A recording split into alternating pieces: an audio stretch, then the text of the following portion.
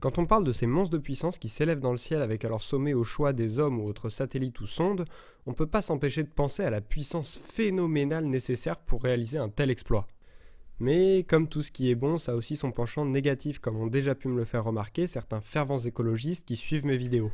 En effet, mis à part certains types de moteurs bien spécifiques, la plupart polluent, et bien qu'il y ait moins de fusées en service au moment où je vous parle que Twingo en circulation sur les routes françaises, c'est pas une raison pour exclure ces derniers du bilan carbone total.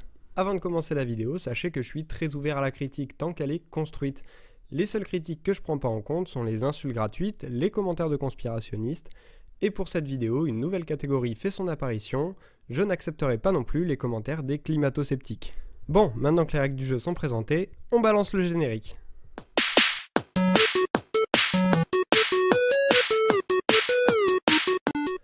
Pour que tout le monde commence sur une même base, on va faire un petit rappel sur le fonctionnement d'une fusée, plus particulièrement de son système de propulsion.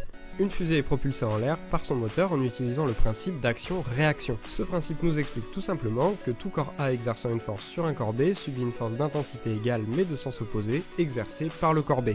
Ouais, dit comme ça peut paraître pas clair pour certains, mais en gros, une fusée, pour s'élever, va éjecter des gaz à très grande vitesse, et va donc subir une poussée dans l'autre sens de force égale. Et pour générer ces gaz, la fusée va faire brûler certains composés chimiques qui peuvent différer selon le type de moteur. Les premiers étages des lanceurs de la famille Falcon utilisent par exemple de l'oxygène liquide et du RP1, qui est une forme de kérosène différente de celui utilisé pour les avions. Bien, maintenant qu'on sait à peu près comment fonctionne un moteur fusée, on peut s'intéresser plus en profondeur au cœur du sujet. Premièrement, le réchauffement climatique et l'impact de l'homme sur son environnement est une réalité scientifique. Et si vous n'êtes toujours pas convaincu, je vous conseille de voir cette vidéo de toute urgence et de revenir une fois que c'est fait. Bien, j'espère maintenant qu'on est sur la même longueur d'onde, parce qu'on est tous dans le même bateau et on n'a pas encore trouvé de canot de sauvetage s'il vient à couler. Mis à part Donald Trump, mais ça c'est encore une autre histoire. Mais bon, si autant de pays arrivent à tomber presque d'accord sur le fait qu'il y a urgence et que notre maison brûle, c'est que les raisons de cette inquiétude sont probablement un minimum fondées. Et le secteur du spatial n'a aucune raison d'échapper à cette règle. Même s'il n'est pas le plus gros acteur d'émissions de gaz à effet de serre, surtout comparé aux secteurs comme l'automobile ou l'industrie pétrolière, bien qu'il participe à son économie, le spatial demeure auprès du public une vitrine du réchauffement climatique. Bah oui, forcément, quand on nous dit que Saturne V brûlait 2,5 tonnes de kérosène par seconde au décollage, ça laisse pas indifférent et on est en droit de se poser des questions sur l'avenir de notre planète quand on entend une nouvelle pareille. Et en effet, le secteur du spatial pollue à deux niveaux, sur Terre et dans l'espace. Et pour cette deuxième partie, je m'étendrai pas sur le sujet, le talentueux Stardust ayant déjà parfaitement exposé le problème et les solutions proposées pour y remédier. Sur Terre maintenant, concernant les émissions de gaz à effet de serre durant les lancements et les déchets liés à la production des lanceurs. Bon, avant tout, n'oublions pas que tous les moteurs ne polluent pas. Et quand je dis ça, je cible tout particulièrement les moteurs à oxygène et hydrogène liquide qui ne rejettent derrière eux rien de plus dangereux que de la vapeur d'eau. Pour les boosters à combustible solide, par contre, là ça se corse. Pour prendre l'exemple des boosters de la navette spatiale américaine, ils étaient composés d'ammonium perchlorate composite propellant qui, quand il est consommé, je vous le donne dans le mille, n'est pas super bénéfique pour notre mère la Terre.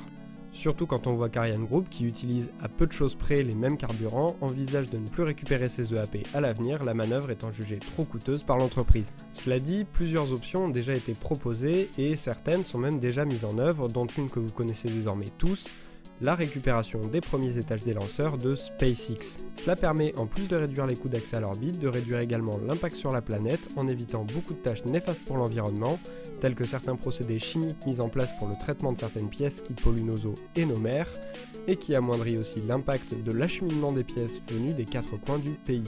D'autres solutions au problème environnemental sont également mises en œuvre chez d'autres agences spatiales publiques ou privées, comme le développement de moteurs consommant moins, ce qui les rend plus économiques et plus respectueux de l'environnement.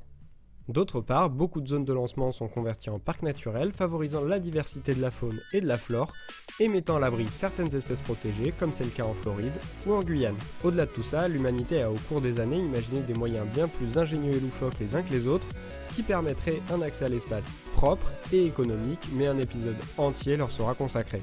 Pour conclure cette vidéo, je dirais que les expéditions de fusées et de satellites sont de nos jours indispensables et vu que le voyage dans l'espace se multiplie, la planète court un réel danger face à toute la pollution produite et celle, notamment, causée par les systèmes de propulsion aujourd'hui utilisés. Car n'oublions pas que le secteur du spatial est en plein essor. De plus, les bases de lancement mettent en danger des zones de population plus ou moins denses situées à proximité des pas de tir, et je vise l'agence spatiale chinoise en particulier. Il est nécessaire de trouver un moyen pour améliorer les systèmes de décollage actuels et de faire de l'espace non pas une vitrine de la pollution, mais une vitrine de l'écologie. Si l'espace n'était pas si dur à conquérir, ça ferait bien longtemps que nos satellites prendraient place à bord de fusées à eau. Merci à tous d'avoir suivi cet épisode, n'oubliez pas le pouce bleu, partage, abonnement, commentaire pour soutenir la chaîne. Je tiens également à m'excuser de mon inactivité sur Twitter en ce moment, mon mémoire me prend à peu près 25 heures sur 24 et en plus de ça j'ai eu la bonne idée de m'inscrire pour passer ma licence de pilote privé. Autrement, je voulais présenter aussi le moteur de recherche Ecosia. Je précise que c'est pas un placement de produit ni rien de ce genre, c'est juste que je trouve le concept super et j'ai eu la chance de discuter avec quelqu'un qui bosse chez eux. C'est un moteur de recherche tout ce qu'il y a de plus classique, mis à part qui s'engage à utiliser les revenus publicitaires pour planter des arbres et lutter contre la déforestation. Je trouve que c'est vraiment super cool. Voilà, du coup moi je vous dis à dans 2 semaines, d'ici là perdez-vous dans les étoiles, à la prochaine.